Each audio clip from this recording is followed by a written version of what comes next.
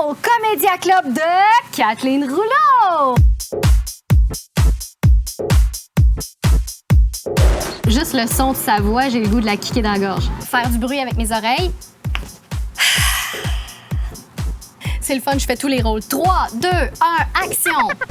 Bienvenue dans mon décor somptueux d'été. Ce qu'il faut pas que je dise, c'est que je suis pas chez nous. Et je sais pas chez qui je suis. Je trouvais ça cute en passant devant, fait que je suis venue m'installer ici. Maintenant, tout ce que j'espère, c'est que les propriétaires ne reviendront pas plus tôt du travail, sinon je suis dans la marde.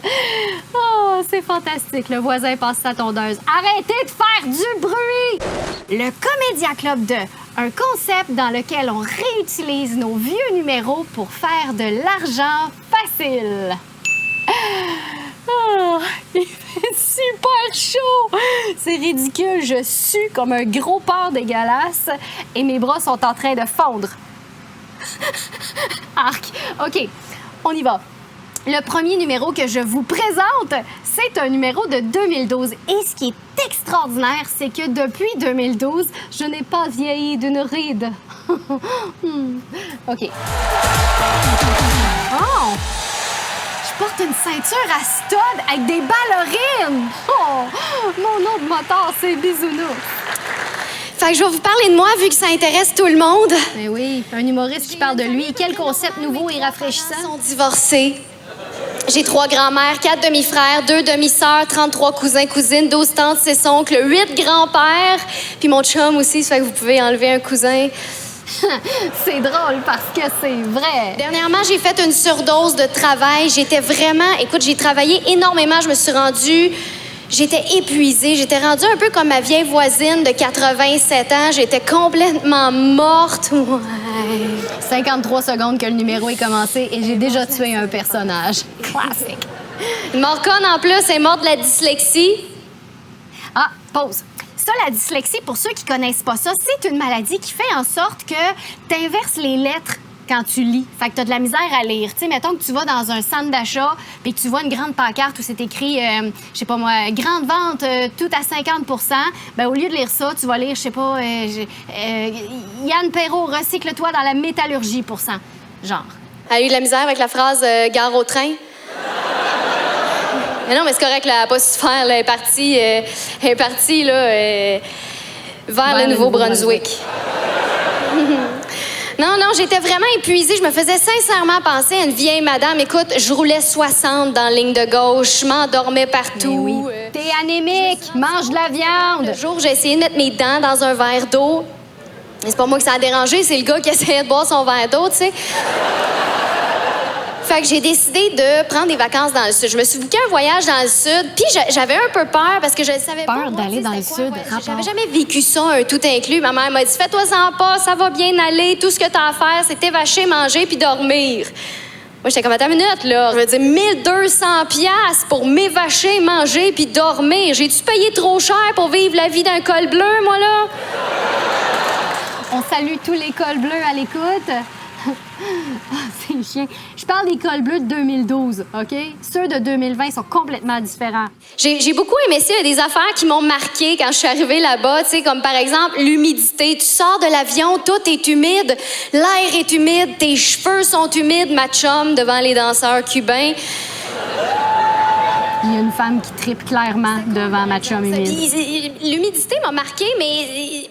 L'humidité m'a marqué, mais tu mets tes vêtements le matin, ils sont trempés. Puis je veux dire, aucun souvenir de vêtements trempés qui est relié à du bonheur. Je veux dire, sauf peut-être un concours de wet t-shirt. Mais moi, la dernière fois, j'ai fait un concours de wet t-shirt, j'ai fini 11e. C'était pas le fun. J'étais toute seule, tu sais. Hey, tu peux bien rire, Mexico. C'est drôle, parce que quand tu pars dans le Sud, il y a toujours des gens qui te racontent des histoires d'horreur, qui essaient de dire comme « Mange pas la nourriture, tu vas tomber malade. Bois pas l'eau, tu vas pogner la tourista. Regarde pas les Cubains dans les yeux, tu vas pogner le sida. » J'ai peut-être pas pogné le sida, mais j'ai pogné la plus grosse grippe de la vie. C'est quoi ces jambes-là? On dirait Madame Sourire. Essaye de te moucher, toi, quand t'as un coup de soleil sur le nez. J'étais comme... J'avais l'impression de me moucher dans un jellyfish.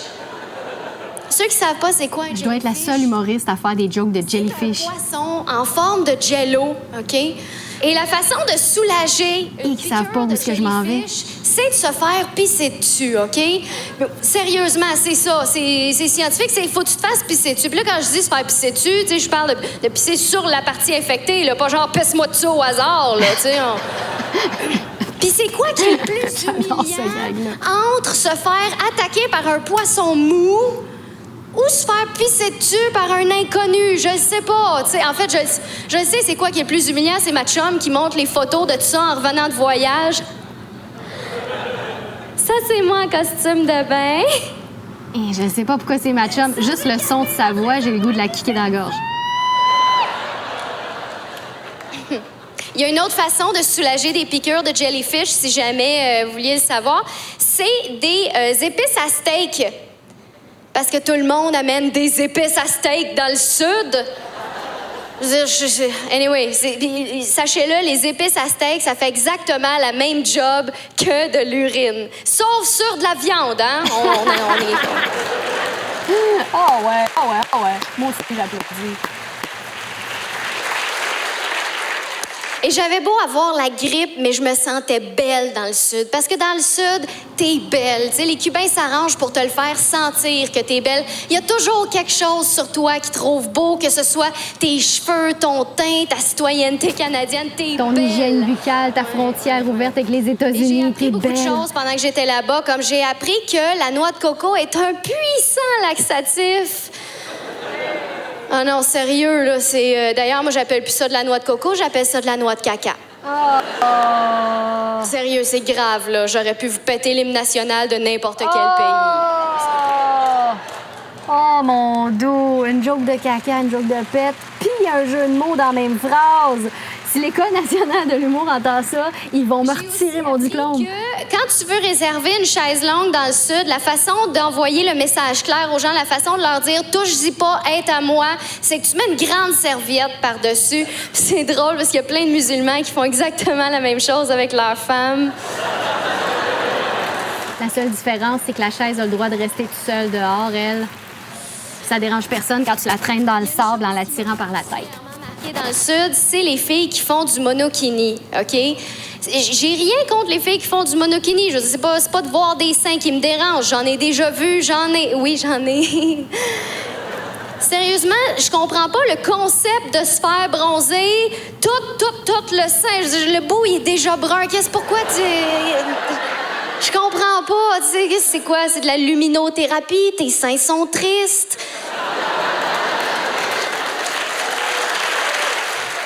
Quoi que je les regarde, c'est vrai qu'ils ont l'air d'avoir le moral bas. Puis à côté d'elle, il y avait comme un monsieur qui se faisait bronzer avec ses bas. Moi, j'étais comme, franchement, vulgaire, il aurait pu mettre un maillot. Faut vraiment que j'arrête d'aller dans le Sud avec mon grand-père. En tout cas, s'il y a une chose que je peux vous dire, quand tu veux qu'un monsieur remette ses culottes, il y a juste une chose que tu peux y lancer, c'est un jellyfish. Mon dos. À l'École nationale, ils nous apprennent à finir un numéro sur notre gag le plus fort. J'ai clairement manqué ce cours-là. Mon deuxième numéro, c'est un numéro que j'ai fait en 2014 et c'est un conte. Et vous aurez remarqué que j'aime faire des contes. C'était le deuxième numéro comme ça que je faisais. J'adore ça, raconter des histoires qui n'ont pas d'allure à des enfants. On écoute. Mathieu, tu veux une histoire de Noël? Oh, et c'était le début des couettes. Pause. J'ai fait ces couettes-là, à peu près à cette époque-là, j'ai commencé à faire ces couettes-là parce que je me faisais souvent confondre avec Corinne Côté. Parce que Corinne Côté puis moi, on est pareils. Fait que j'ai commencé à faire ces couettes-là pour me différencier d'elle et c'est cool parce que ça a marché, tu sais, les gens commençaient à me reconnaître puis ça, mais quand j'ai arrêté de les faire, plus personne me reconnaissait. Fait que je passais de « Hey, c'est Corinne Côté » à « Hey, c'est Kathleen Rouleau » à « Hey, c'est qui ça? » OK. C'est bien parce que t'es laide. Faut que je vous avoue que c'est bien parce que t'es lettre, je déteste cette réplique-là. Je sais pas pourquoi j'ai dit ça. Un vieux monsieur qui s'appelait Ebenezer Scrooge. Monsieur Scrooge avait un employé qui s'appelait Robert Ramolopasto, Kikirimulki, Tanalphytomène, Alopito, Mumuskietarolino, Bubulatou, Fufu, Népidonki, Ministramoniscu. Oh, mais c'est qui, lui? Il est extraordinaire! Nous, là, les humoristes humoristes, on vit pour ce genre de réaction-là. Là, tu peux rire, parce que ça, c'est un vrai nom de marde. Robert, arc. Comment? S'il venait d'une famille reconstituée? Non, il est haïtien. En fait, c'est un nom créole. Ça veut dire soleil. Comme je vous ai dit, c'est un numéro que j'aime beaucoup et je suis un peu triste parce que je l'ai fait genre 4 fois, pour vrai, et je trouve que c'est vraiment pas assez quand tu considères le nombre d'heures que j'ai passé à apprendre le nom Ramolo Pasto, Kikirimulki, Tanalphytomène, Alopito, Moumouski, Tarolino, Boubulatou, Fufini, Pidonki, Ministra, Moniscu. J'ai pas de joke là-dessus. Je voulais juste montrer que je m'en souvenais. En fait, j'ai pas de mérite, là, je le répète à toutes les semaines pour aucune bonne raison. Son vrai nom, c'est Robert Ramolo Pasto, Kikirimulki, Tanalphytomène, Alopito, Moumouski, Tarolino, Boubulatou, Fufune, Pidonki, Ministra, Moniscu, Junior. Mais il trouvait ça bien trop long. Je sais qu'il y en a que ça peut impressionner là, que je sois capable de dire un nom aussi long, mais j'ai vraiment beaucoup de talents inutiles, comme par exemple faire du bruit avec mes oreilles. Hein? Et je sais aussi dire l'alphabet à l'envers. Z, Y, X, W, V, U, T, S, R, Q, P, O, N, M, L, K, J, H, G, F, E, D, C, B, A. Bref, au moment de mon histoire, Monsieur Ramolo Pasto, Kikirimulki, Tanalphytomène, Alopito, Moumouski, Tarolino, Boubulatou, Fufune, Pidonki, Ministra, Moniscu, il voulait demander un congé à Monsieur Scrooge pour pouvoir passer Noël avec sa famille. La famille Ramolo Pasto, Kikirimulki, Tanalphytomène, Alopito, Moumouski... Oh, il est encore là! Je veux clairement que ce gars-là déménage dans mon salon pour venir rire de mes jokes plates. Il voulait rien savoir parce que lui, il détestait Noël. Puis c'est drôle parce que le voisin de Monsieur Scrooge, lui aussi, détestait Noël. Comment il s'appelait son voisin? Monsieur Prou.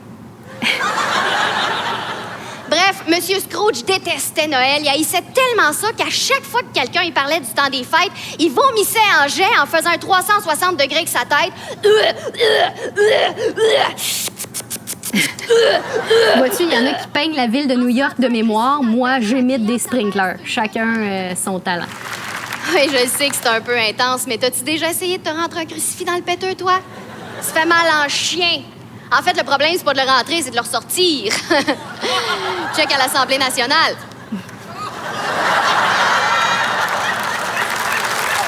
What? Oh, OK. Je suis obligée d'arrêter parce qu'il faut qu'on parle de ce chapeau-là. Hein? Premièrement, parce qu'il est magnifique. Et deuxièmement, parce que le gars, il est venu voir un show d'humour avec un chapeau en paillettes. Ce gars-là, c'est clairement le genre de gars qui arrive dans un party en jetpack puis qui garoche des Skittles dans la foule en criant « Let's get this party started! » Puis là, il déchire sa chemise puis il se verse du Mountain Dew sur le chest. Ce soir-là, Monsieur Scrooge s'est couché dans son lit, puis au moment où il allait s'endormir, il y a un fantôme qui est apparu dans sa chambre en disant « Je suis le fantôme du passé! » Monsieur Scrooge l'a regardé et il a dit « Ah, ben c'est cool, merci d'être passé. » Ils ont tellement ri! Le fantôme les a amenés dans le passé. Quand Monsieur Scrooge s'est vu lui-même à l'âge de 5 ans, il s'est dit « Mon garçon, je vais te donner 2 conseils. Premièrement, en 1999, tu vas voir, les gens vont commencer à parler du bug de l'an 2000. Prends tout ton argent, puis investis-le dans une compagnie qui s'appelle Apple. Tu vas devenir riche. Mais tu vas perdre tout cet argent-là en 2014. Et la morale de cette histoire, c'est qu'il faut jamais miser sur le Canadien en série. » Ça, c'est rien. En 2020, tu pourras même pas miser qu'il fasse les séries. Après ces sages paroles, Monsieur Scrooge s'est réveillé en sueur dans son lit. Le fantôme du passé, il était parti, puis à sa place, il y avait un gros monsieur avec les joues rouges. Quoi? Non, c'était pas Denis Coderre. Non. Je trouve ça le fun pour Denis Coderre parce que ce gag-là a mal vieilli. Plaisir! Non, c'était pas Rob Ford non plus. J'ai dit génie. Hein? Celui-là aussi, il a mal vieilli. Bref, je parle de Rob Ford, là. Il a claqué des doigts. Puis là, ils se sont envolés. Puis ils se sont retrouvés devant la maison de Monsieur Ramolo.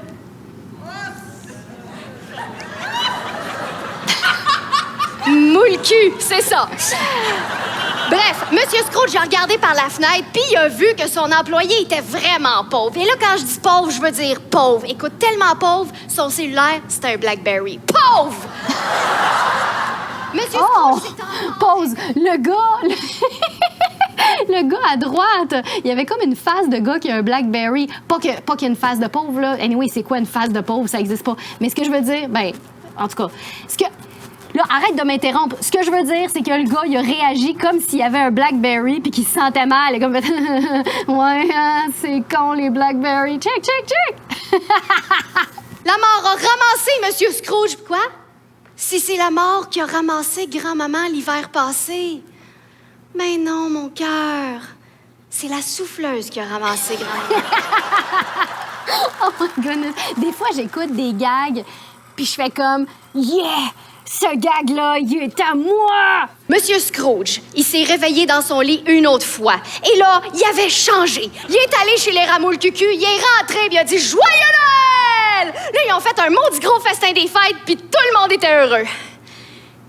Comment ça est plate, mon histoire? Parce que les gens heureux n'ont pas d'histoire. J'ai pas fini. Monsieur Scrooge, il a enlevé son anneau, puis il l'a jeté dans le feu du volcan en criant « Vous ne passerez pas! » Le petit Francis, il a fait « Are you talking to me? » Hey, ils m'ont traduit. Je suis un film à Cannes. Puis il est tombé en bas de son cheval. Il s'est relevé, il a embarqué dans le panier du vélo de Monsieur Scrooge, puis là, les deux se sont envolés vers la Lune juste avant que le bateau frappe l'iceberg. Monsieur Scrooge, il avait bien de la misère à pédaler parce que la veille, il est allé faire du camping à Brokeback.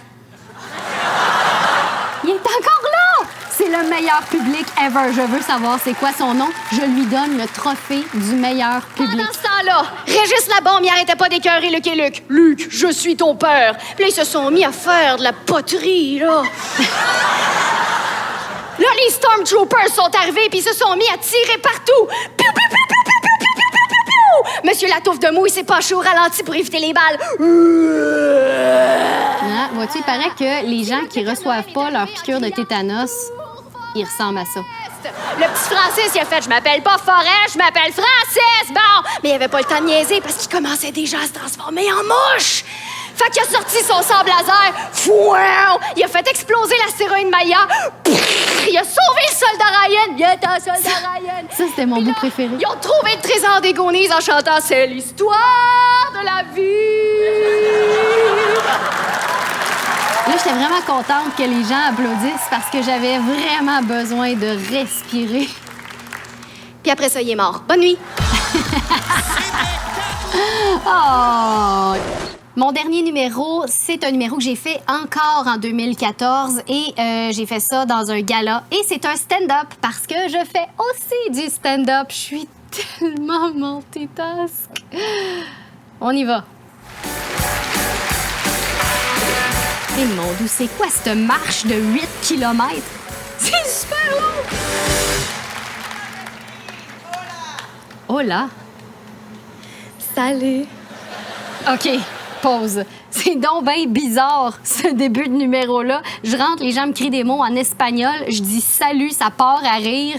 Le public avait clairement fumé un bat avant de rentrer. Saviez-vous ça que le bâillement, c'est collectif? Quand on voit quelqu'un bâiller, tout de suite, on bâille nous aussi. Vous avez remarqué? Moi, l'autre fois, j'ai bâillé pendant 4 heures. Je vous ai eu, hein? Qui a bâillé? Soyez pas menteurs. Je suis vraiment bonne pour faire des fake bâillements puis des fake éternuements aussi. Check, c'est mon talent spécial. Check ça, check ça.